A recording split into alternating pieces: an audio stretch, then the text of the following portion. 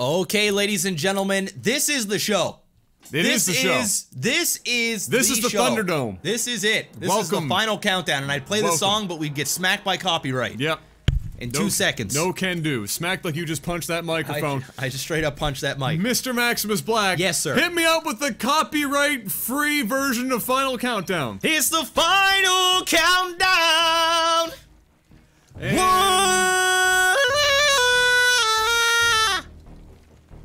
Is that auto-tune? Perfect. Yeah, it sounded pretty bad though, but it did. I can imagine it probably sounded pretty bad. It's whatever. I'm Marine, starting up here in the top position as Terran. Okay. And the question needs to be answered. Wow. How is Dynamite with Zerg? And here it is. Here it is, finally, boys. We're gonna see it. This is it. We're gonna see it. And we finally, the question was put out last game. And the Starcraft gods will answer. And it has been answered. And not only will it be answered, but it will be answered on his tournament lifeline. Yeah. This is the show. If he ain't good with Zerg, it's rip, because I'm Marine, very competent with Zerg. He with Terran, sorry. He knows what he's doing. Not quite as good as Protoss, but definitely can put up a serious fight. He's comfortable. He's comfortable. He is definitely comfortable. Speaking of comfortable, JORD wood watches. Very comfortable. Made out of wood, yeah, but are extremely comfortable. Extremely comfortable. So make sure you guys go and check them out. There is a giveaway link. Just a big thank you to the sponsors and G2A as well. Giveaway underneath this video in the description. Go check them out. If you guys are planning on buying any games throughout the next couple weeks, make sure to use the promo code CHEESE, and then after that, the code won't work anymore, and then we're going back to Baus. Yes. Baus everything. Yes. Well, I'm Marine, doing what he did when he was facing Protoss, now doing it against Zerg. I guess he figures that he's safe in doing it in 2 different bases, but again, he's doing it on a gold map. But he didn't take gold this time. Yeah. I mean, that's only his second. It's entirely possible for the Zerg to take the third to be gold, right? Yeah. It's not. I would be almost more inclined after what happened last time to block the natural and then block the nearest gold. Based on what happened to him last time. I don't really agree with Dynamite grabbing this. He should have. Why not just put this down as your second base instead of that? Even if you were planning, he's gonna put an engineering bay here at the mineral line as well. The fuck is he doing? I guess he's thinking, please God, tell me that this is gonna slow down mineral collection. Oh my God! And it will. Wow! And it will. Wow! And now taking this now gold. He's taking gold. Whew. Yes. Yeah, you're free to kill it with lings. Yeah. You're right here. Good man for asking. Yep. Good man, making sure. Well, the tournament's on the line. Yeah, the tournament's on the line. You don't want to make that mistake at the show. That would be that'd be awful. And that would be so unfair to be putting stuff in there and having to kill it with drones. Yeah, no, that's just BM. Yeah. It's no different than putting down pylons all over the place, stuff, right? yeah. You just can't. He's being aggressive with the buildings, but there's no rule against putting the buildings down there. No, there is nothing. And he let both these finish. Very interesting. He is going to kill these off here with some lings, and that's about all he can do.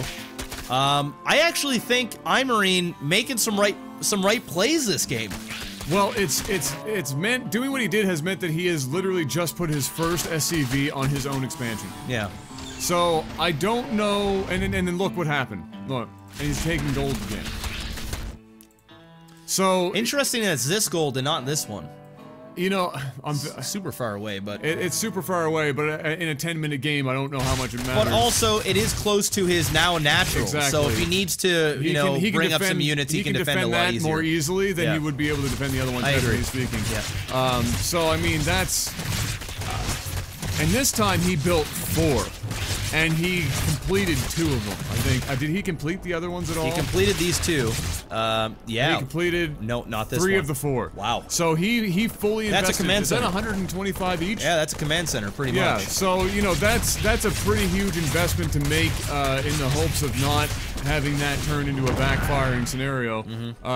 We'll see if it does. I mean, that's a lot of gold being mined for the Zerg. And I mean, think about just like he could do with Protoss. Think about what this does for a Zerg player. Oh, it's going to get aggressive real soon. You know what I mean? We're at the 7-minute mark, just about 3 minutes left until there can be an attack. And if I were Zerg right now, I'd almost just say, you know what?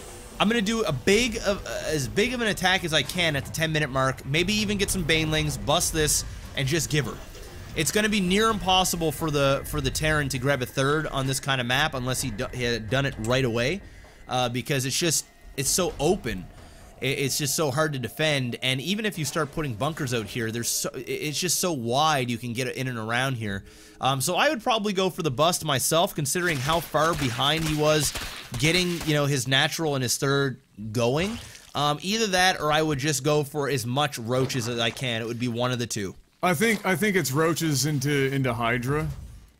Personally, and I think I would do that if only because I have to imagine that if I'm Dynamite Harry and I know how much minerals I have thrown away, that one, you know, at best he's on 2 base, and then 2 in that scenario where the second base, I mean, we're only a minute and a bit he just put his third away, down. He just and put his third is just going down. How much really is he going to have in the line of things to deal with roaches by the time that 10-minute mark comes? Ooh, Nidus, even better. Oh, I like it. Well, look. Look at that. He's ready. He's got the Overlord in position, and unfortunately, Imarine putting down a third. So he's putting down a third. Once again, I mean, what I like about what Imarine's doing here is he's in a very defensive position, right? So he's just sitting his units here. Doesn't seem like he's gonna go out and attack at the 10-minute mark. In fact, he's more of just trying to hold on and just kind of sit back and wait, and hold and defend a Zerg push. Now we do have the starport going down, which tells me that he isn't going to do any crazy attack because he's not going to have medevacs. No. He's got Widow Mines out. He's probably going to put these in strategic positions so that if the Zerg does attack, they're going to do maximum damage. And the fact that he got his third command center as well. It just tells you he's going into full-blown defensive macro mode. That's it. Yep, that's it. Which, unfortunately for him, going full-blown defensive macro mode against a 3-base Zerg that has gold might not work out so hot. Well, speaking of defense, I mean, it looks like he is going to push out here, and I don't know how much I agree with that. I mean, he could... These mines could do some damage, because I don't think he has any detection right now. Oh, yeah, yes, he does. Oh, he does have the spore crawler. Wow. He's going to do some damage here. Got rid of one queen. One of the mines goes down. There's going to be some significant drone damage, but the Nidus is down and his whole army is out of position. If you're going to play defensively, you got to commit to being defensive. He's gone and push out to kill one command or one hatchery, but now look what's in his base. What can he really do here? Not a whole lot. He doesn't have. Oh, he does have 2 Widow Mines here. He has 2 Widow Mines. He's gonna have to get some really good hits, but now forced to lift off, and he still has the gold. He didn't even kill the gold. See, that's what I was about to say, is that he might have gotten rid of a base, but he didn't get rid of the high priority target there. And that's gonna hurt his own units too. Yeah, hurt his units bad there. Fortunately, he will be able to get a couple of medevacs, but this is still scary. That's a lot of roach, dude. It is a lot of roach. And he's being chased up here as well, and 4 roaches, 5 roaches sitting at his ramp, and welcome home, sweetheart! Oh, but he's got a bunker up. The bunker's in a good position. A lot of Marines dealing some damage. Couple of Marauders in behind as well, but that's so many roaches. The Nidus Worm is still sitting there. How does Imarine get back into this? Once again, getting that 3rd command and doing nothing with it. The 3rd command, but I don't think it was just the 3rd command and doing nothing with it. It's the fact that he pushed out too. Delayed. It was the push out, but before that, it was the engineering base. He completed 3 engineering bases. It was a lot. That did not really do anything for him. No. Because again, just like before, and I guess he didn't learn his lesson, unfortunately for him, because it's going to cost him this game in the tournament. He did not learn that last time on a map with gold, if you're going to plug up the expansions, that just like before, Dynamite's going to grab gold. Yep. And this is what happens. It's a bunch of roaches. He's leaning on a bunker and a couple of Widow Mines, and that's all. And he's still sitting pretty on gold. It's just so weird how he decided to go after this and not kill that. If he were going to go down and put effort into killing something, the gold needed to be the thing to die, because it's allowed him to do what he needed to do, and that's build a lot of units. Well, ladies and gentlemen, it looks like Game 5 is going to go to Dynamite pretty decisively, and, well, that's... Hey, our question was answered. Is he good with Zerg? Is he good with Zerg? There it is. Yes. He's good with all 3 races. The answer is he's pretty decent at all 3 of them. Yep.